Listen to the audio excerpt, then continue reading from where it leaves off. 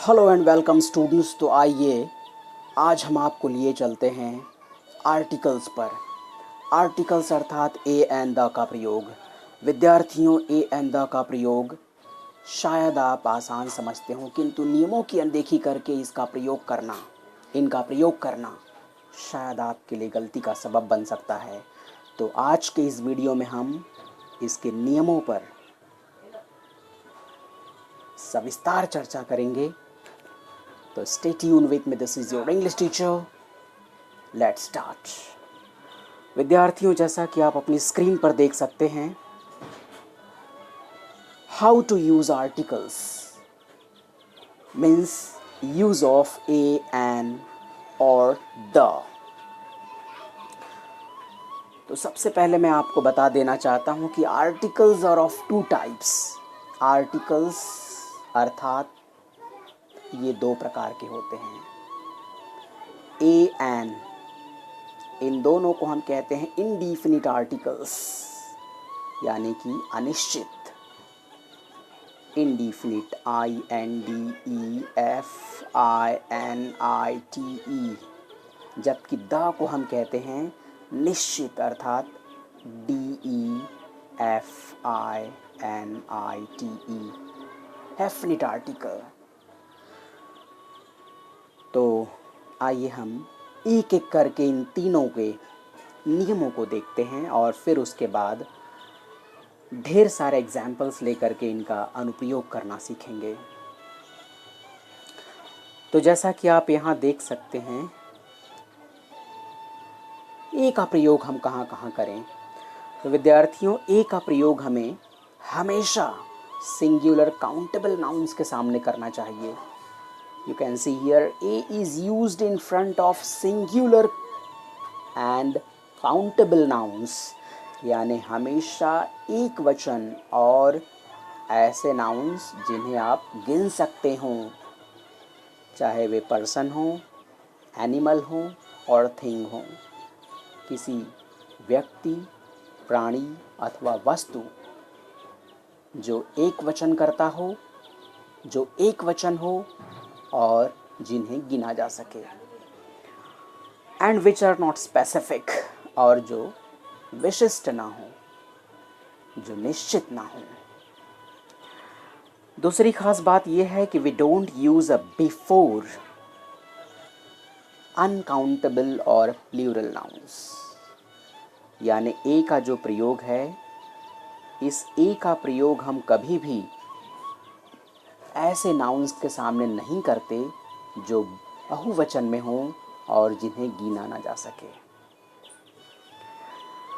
और जो है इसका तीसरा नियम यह है कि ऐसे नाउन, ऐसे संज्ञा शब्द जिनकी शुरुआत किसी व्यंजन ध्वनि से होती हो, व्यंजन ध्वनि, कॉन्सोनेंट साउंड, अर्थात ए, ई, आई, ओ, यू, इन स्वरों को छोड़ करके बाकी सभी 21 अंग्रेजी के व्यंजनों के साथ ए का प्रयोग किया जाता है।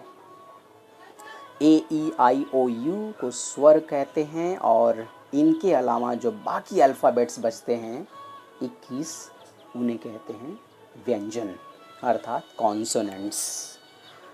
तो इन शॉर्ट मैं फिर से आपको बता देना चाहता हूँ,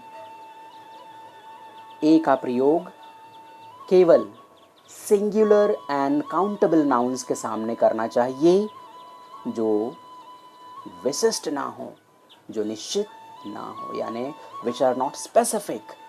और दूसरी बात यह है कि जिन संज्ञा शब्दों की शुरुआत किसी व्यंजन ध्वनि से होती हो, अर्थात BCD, FGH, JK जैसे व्यंजन ध्वनियों से।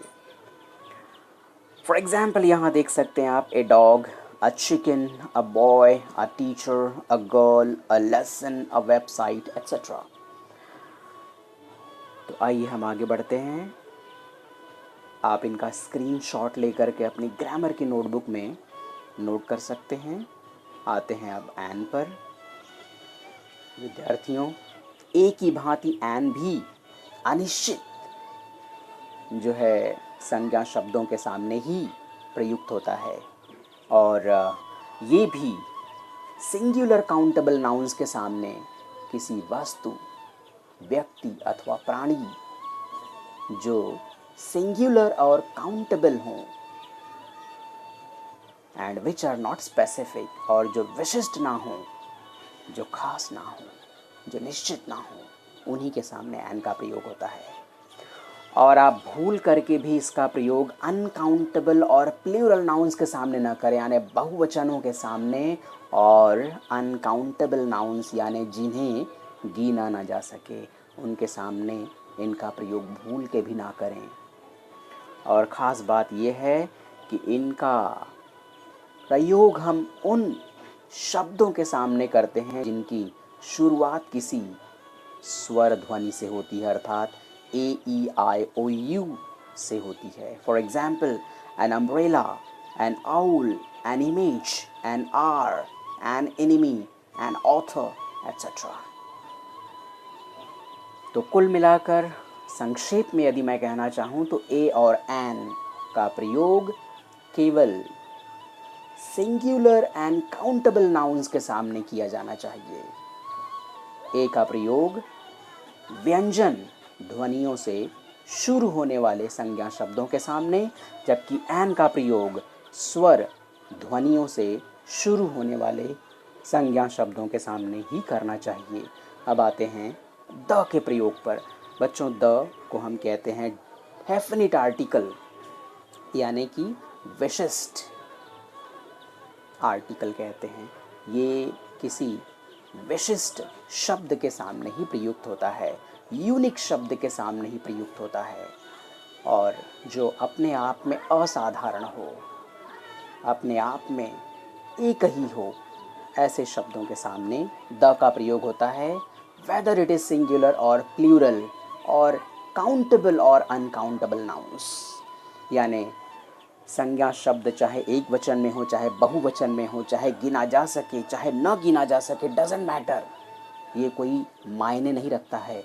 मायने रखता है तो ये बात कि वो स्पेसिफिक होना चाहिए, वो विशिष्ट होना चाहिए, वो अद्वितीय होना चाहिए, वो यूनिक होना चाहिए।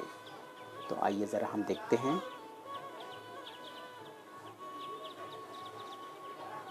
आप देख सकते हैं यहाँ पर, We use the in front of all nouns. It does not matter whether the nouns are singular, plural, countable or uncountable, to describe someone or something specific or unique. For example, the moon. You can see the moon. The moon is unique in the universe. Our planet Earth has only one moon. The world, the sun, the atmosphere, the rain, the south, the west, the north, these are directions. The south, the west, the north, the east, these are directions. ये दिशाओं के नाम हैं, और ये unique हैं, specific हैं। उसी प्रकार से मून, वर्ल्ड, सन, एटमॉस्फियर, ये सब भी यूनिक वर्ड्स हैं, स्पेसिफिक वर्ड्स हैं। द रेन एक यूनिक फिनोमिना है। तो उम्मीद है सारे नियम आप अच्छी तरह से समझ गए होंगे। आइए अब हम इनका इम्प्लीमेंटेशन करते हैं। तो ये रही आपके सामने एक वर्कशीट। तो विद्यार्थियों, get ready with your pen and notebook and start filling with me all the blanks. Okay, the first one is orange. तो विद्यार्थियों, आपको नियम तो पता ही है। ऑरेंज एक सिंगुलर नंबर है, काउंटेबल नाउन है, और सबसे बड़ी बात, इसकी शुरुआत एक स्वर जो है कि ध्वनि से हो रही है, स्वर ध्वनि से, ओ। तो in other words we can say that अगर किसी संज्ञा शब्द की शुरुआत ए ई आई ओ यू जैसे स्वर ध्वनियों से होती है, तो उसके सामने आप निस्संदेह निसंकोच एन का प्रयोग करें। आइए देखते हैं ज़रा। तो यहाँ पर एन ऑरेंज होगा, ये एन ऑरेंज, ऑरेंज शुरुआत स्वर ध्वनि से हो रही है। एप्पल, एप्पल शुरुआत स्वर ध्वनि से हो रही है एन। एन का प्रयोग singular and countable nouns which are not specific but it starts with a vowel sound. आइए थर्ड पर, an umbrella. Sorry, this is an umbrella, umbrella. आइए आगे बढ़ते हैं। Okay, this is rabbit. तो विद्यार्थियों, this is not a specific noun and this is a singular subject and this is a countable noun and शुरू में आप are देख रहे हो ना, आर एक व्यंजन ध्वनि है, तो इसके लिए हम ए आर्टिकल का प्रयोग करेंगे। तो ये हो जाएगा ए रैबिट, यहाँ पर हो जाएगा ए बस। लेकिन छठे पर ज़रा रुकिए, ज़रा रुकिए, ध्यान दीजिए, यहाँ पर कुछ एक्सेप्शंस आपको मिलने वाले हैं।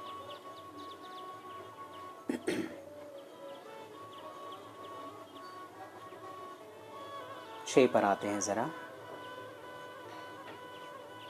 यूनिवर्सिटी, बच्चों इसकी शुरुआत भले ही यू से हो रही है, आप इसको यूनिवर्सिटी नहीं पढ़ते हैं, यूनिवर्सिटी पढ़ते हैं। तो ज़रा ध्वनि पर भी तो ध्यान दो। यहाँ पर यू के ध्वनि है यू, यूनिवर्सिटी, यूनिवर्सिटी इसे कहते हैं। तो यूनिवर्सिटी, इसकी शुरुआत स्वर ध्वनि से नहीं बल्कि एक व्यंजन ध्वनि से हो रही है। तो आप यहाँ कतई एन का प्रयोग न करें, क्योंकि एन का प्रयोग केवल स्वर ध्वनि से, यानी कि ए ई आई ओ यू, यदि ये स्वर ध्वनि के रूप में उच्चरित हो रहे हों वहीं पर करना चाहिए। किंतु खास बात यह है कि हम इसे यूनिवर्सिटी ये उच्चारण करते हैं, तो यूनिवर्सिटी में आप ए का प्रयोग करेंगे, एन का प्रयोग नहीं करेंगे। एक बार फिर सुन लीजिए, यूनिवर्सिटी की शुरुआत यू से हो रही है, एक वॉवेल से हो रही है, यू से हो रही है। लेकिन ख़ास बात यह है कि इस वॉवेल, इस स्वर की जो ध्वनि है, जो प्रोनाउंसिएशन का जो स्टाइल है, वो एक व्यंजन ध्वनि की भांति है, अर्थात यूनिवर्सिटी, यह एक व्यंजन ध्वनि है। इसलिए हम इसके सामने एन का प्रयोग कतई नहीं करेंगे, ए का प्रयोग करेंगे, ए यूनिवर्सिटी। तो आइए हम आगे बढ़ते हैं ज़रा। Number 7, this is very simple, A desk. यहाँ पर एन एलिफेंट, यहाँ पर ए शिप, यहाँ पर ए लेमन, यहाँ पर एन एग, यहाँ पर 6 के जैसा ही है, ये भी दोनों का नियम एक जैसा है।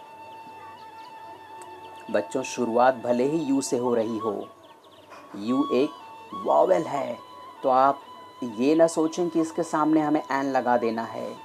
ज़रा और कुछ नियमों पर भी ध्यान दीजिए।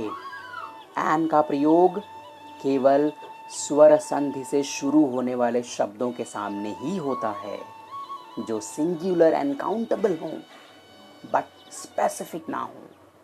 किंतु ज़रा इसके उच्चारण पे तो ध्यान दीजिए। इसका उच्चारण एक व्यंजन ध्वनि से होने वाला है, यूनिफॉर्म, यूनिफॉर्म य। इसलिए इसके सामने एन का प्रयोग करना गलत होगा। इसके सामने होगा a uniform.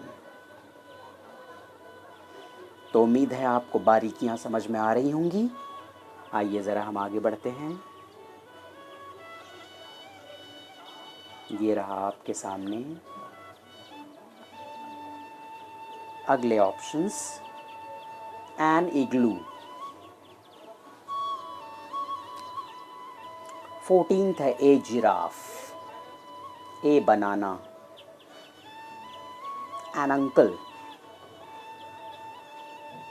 A flower, an ear, a beer,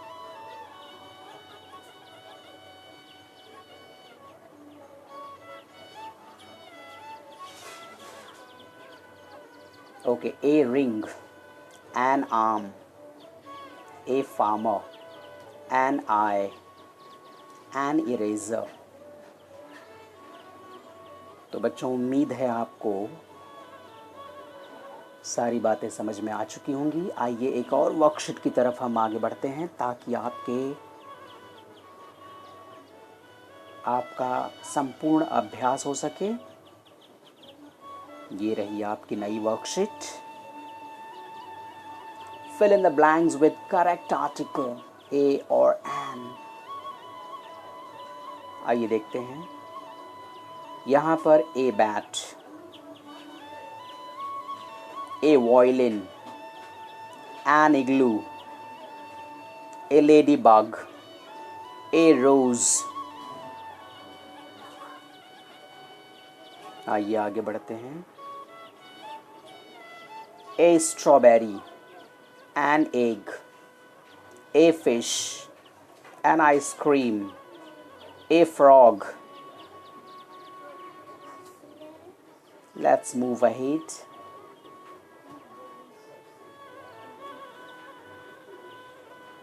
An alligator, a caterpillar, an octopus, a house, an owl. Wait. A unicorn. An unicorn is wrong. A unicorn. Why? Because बच्चों शुरू तो हो रहा है यू से, and you is a vowel, but इसके pronunciation पर ज़रा ध्यान दीजिए, इसके उच्चारण पर ज़रा ध्यान दीजिए।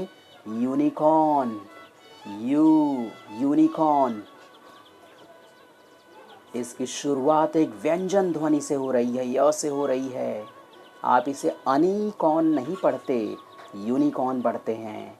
अनिकॉर्न पढ़ते तो हम सोचते भी एक बार कि यहाँ पर एन का प्रयोग हम कर सकते हैं, बट इसकी शुरुआत एक व्यंजन ध्वनि से हो रही है, और व्यंजन ध्वनि से शुरू होने वाले शब्दों के सामने यदि वे सिंगुलर हों, काउंटेबल हों और स्पेसिफिक ना हो तो ए का प्रयोग करना चाहिए।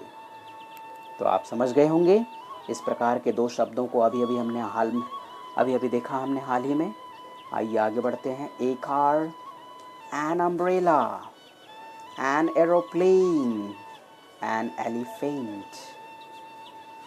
तो आई थिंक सारी बातें आपको क्लियर हो रही होंगी। आइए हम आगे बढ़ते हैं।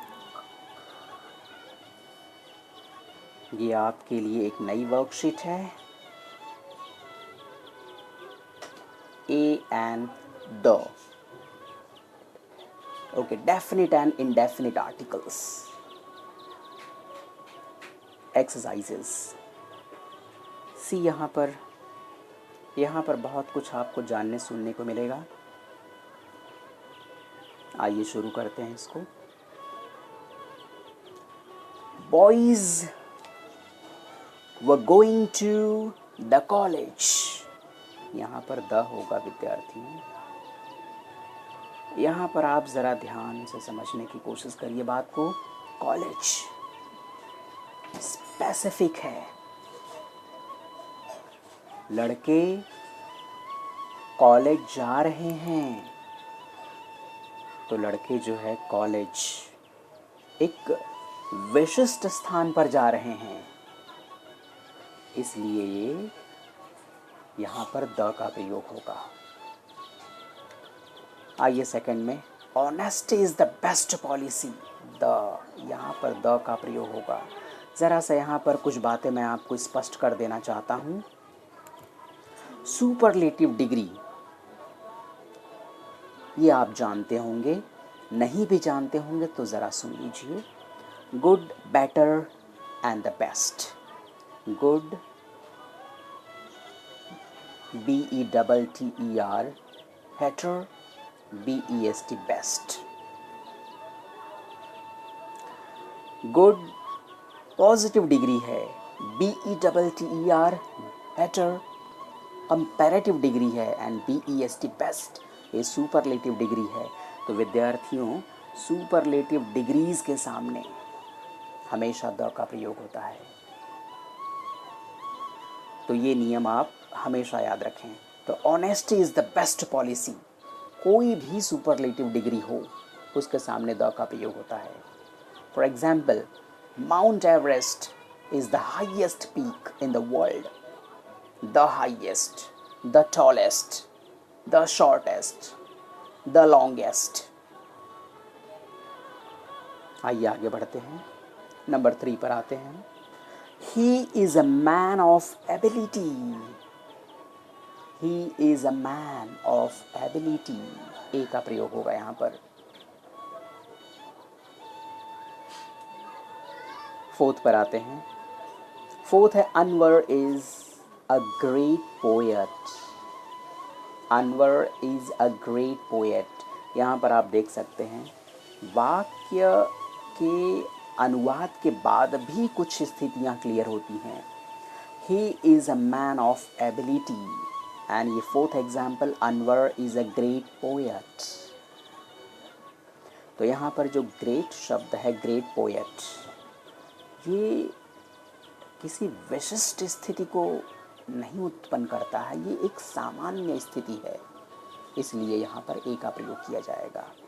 And he is a man of ability, यहाँ पर जो मैन ऑफ एबिलिटी है ये भी किसी विशिष्ट परिस्थिति को क्रिएट नहीं करता है, दैट्स वाई यहाँ पर ए का प्रयोग हुआ है। आइए 4th पर चलते हैं। An old man was taking tea, यहाँ पर एन का प्रयोग होगा। An old man was taking tea. आइए 6ठे पर बढ़ते हैं। चौकीदार employed by our neighbours belongs to dash noble family. तो बच्चों, चौकीदार जिसे हमारे पड़ोसियों ने नियुक्त किया है वह एक श्रेष्ठ परिवार से संबंध रखता है। तो यहाँ पर चौकीदार यूनिक वर्ड है, यूनिक है, विशिष्ट है। द चौकीदार employed by our neighbours belongs to a noble family. A noble family. Noble family is a common word, is not specific, is not unique, but Chaukidar is unique. The Chaukidar employed by our neighbors belongs to a noble family. आइए 7th पर चलते हैं। He is engineer employed as sub-divisional officer in Rawalpindi. तो यहाँ पर हम कह सकते हैं he is an engineer. He is an engineer employed as a sub-divisional officer in Rawalpindi. 8th example. Sun is hot today. The sun is a unique heavenly body. Sun is a unique star in the universe. So the आएगा यहाँ पर। The sun is hot today. आइए 9th पर आगे बढ़ते हैं।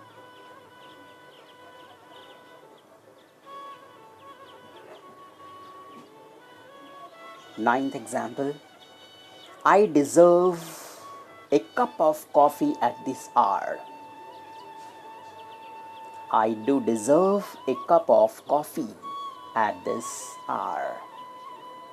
आइए 10th पर, You should take an umbrella. You should take an umbrella with you. It may rain. 11th आइए देखते हैं. Smoking is a useless habit. Useless. याद आया आपको? शुरुआत तो यू से हो रही है लेकिन उच्चारण य से हो रहा है. यूजलेस. और यह एक व्यंजन ध्वनि है, इस वजह से बच्चों मैंने यहाँ पर एन का प्रयोग नहीं किया बल्कि ए का प्रयोग करूँगा. Smoking is a useless habit. आइए बढ़ते हैं 12th पर. I saw an old man in the street. यहाँ पर स्ट्रीट स्पेसिफिक प्लेस है, but old man is a common word, is not specific. I saw an old man. Old man मैंने देखा, एक बूढ़े व्यक्ति को देखा मैंने. This is a common word, this is not a specific person. So यहाँ पर एन का प्रयोग हुआ. आई saw an old man in the street. See 13th. I reached here an hour ago. An hour. अब बच्चों ज़रा यहाँ पर चर्चा करना ज़रूरी हो गया है. An hour. इसकी शुरुआत H से हो रही है और आप सोच रहे होंगे कि H तो एक कॉन्सोनेंट है, ये तो वॉवेल नहीं है, तो इसके आगे मैंने एन क्यों लगा दिया. बट ज़रा इसके उच्चारण पे तो ध्यान दीजिए. इसको पढ़ते हैं आर. आवो लिखते हैं आवो, बट इसको पढ़ते हैं आर. तो इसका उच्चारण ज़रा ध्यान दीजिए. इसको हावर नहीं पढ़ते हैं. This is not hour, this is are.